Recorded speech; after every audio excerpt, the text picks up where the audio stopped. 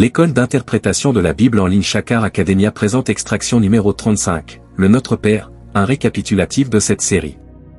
Verset de base. Luc 11 verset 1. Et il arriva que comme il était en prière en un certain lieu, après qu'il ait terminé, un de ses disciples lui dit, « Seigneur, enseigne-nous à prier, comme Jean l'a aussi enseigné à ses disciples. » Bible King James français. Les disciples avaient passé beaucoup de temps à observer Jésus et avaient remarqué un détail important, il priait régulièrement, souvent longtemps, et particulièrement la nuit, Luc 22 verset 39. En observant également autour d'eux, ils constatèrent que les disciples de Jean priaient différemment, suivant de nombreuses petites prières juives adressées à El Shaddai. Leur demande à Jésus de leur apprendre à prier était donc sincère, ils voulaient obtenir les mêmes résultats que lui, que ce soit pour guérir les malades ou chasser les démons, et passer eux aussi du temps en prière. Suite à cette demande, « Enseigne-nous à prier », Jésus leur proposa la prière que nous connaissons sous le nom de « Notre Père ». Quand nous récitons cette prière, elle dure environ 30 secondes, mais cela va au-delà d'une simple récitation. Jésus donnait en réalité une structure de prière. Avec cette structure, même une personne n'ayant jamais prié pourrait passer des heures en communication avec Dieu si elle suit le canevas proposé par Jésus. Si nous comparons cette prière à un livre, le « Notre Père » serait le titre du livre, et chaque partie serait un chapitre. Il revient à chacun d'en écrire le contenu. Voici la structure de cette prière. Introduction. 1. Notre Père, nous devons nous approcher de Dieu comme des enfants s'approchent de leur Père. Imagine un enfant de 2 ans courir vers sa mère ou un garçon venir jouer sur les genoux de son père après son retour du travail. De même, nous devons nous approcher de Dieu avec confiance et amour.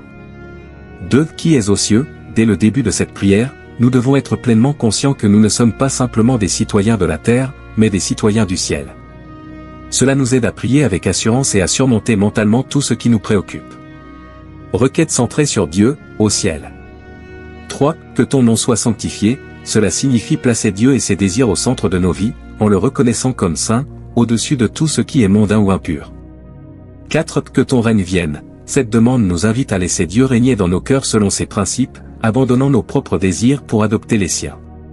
5. Que ta volonté soit faite, accepter la volonté de Dieu est parfois difficile, mais ici, nous nous engageons à dire, « Seigneur, fais ce que tu veux pour ma famille, ma situation, etc. » Semi-conclusion. Si, sur la terre comme au ciel, Jésus nous enseigne que nos prières doivent chercher à aligner la terre avec le ciel. Il nous pousse à viser le meilleur de Dieu, plutôt que de demander de petites choses, car Dieu veut le meilleur pour nous. Requête centrée sur nos besoins, sur terre. 7. Donne-nous aujourd'hui notre pain quotidien. Cette demande couvre bien plus que la nourriture, elle englobe tous nos besoins physiques et matériels, l'énergie nécessaire pour accomplir nos tâches quotidiennes. 8. Pardonne-nous nos offenses. Par ces mots, nous demandons à Dieu de restaurer notre communion avec lui sans remettre en cause notre relation en tant qu'enfant de Dieu. 9. Ne nous conduis pas en tentation, nous demandons à Dieu de ne pas nous soumettre à des épreuves que nous ne pourrions supporter, incluant les attaques du diable et les circonstances difficiles. 10. Mais délivre-nous du mal, cela signifie, libère-nous des chaînes, des pièges et des attaques du malin. Nous demandons à Dieu de nous arracher aux conséquences du mal. Bénédiction. 11. Car à toi appartiennent le royaume, la puissance, et la gloire pour toujours. Par ces mots, nous reconnaissons que Dieu est souverain, capable de répondre à nos prières selon sa volonté et pour sa gloire, au-delà de nos efforts ou du temps passé en prière. 12. Amen. En disant « Amen », nous affirmons avec force, « Je crois en cela et je m'y tiens fermement ». Nous devons être les premiers à croire pleinement en notre prière. Prions ensemble, « Notre Père qui es aux cieux, que ton nom soit sanctifié, que ton règne vienne, que ta volonté soit faite sur la terre comme au ciel. » Continue cette prière selon l'inspiration que tu reçois. Nous sommes arrivés au terme de cette série sur le Notre Père. Nous commencerons une nouvelle série dans le prochain numéro. Si vous avez été bénis, laissez un commentaire et partagez dans vos différents forums pour que plusieurs aussi soient bénis. Que Dieu vous bénisse.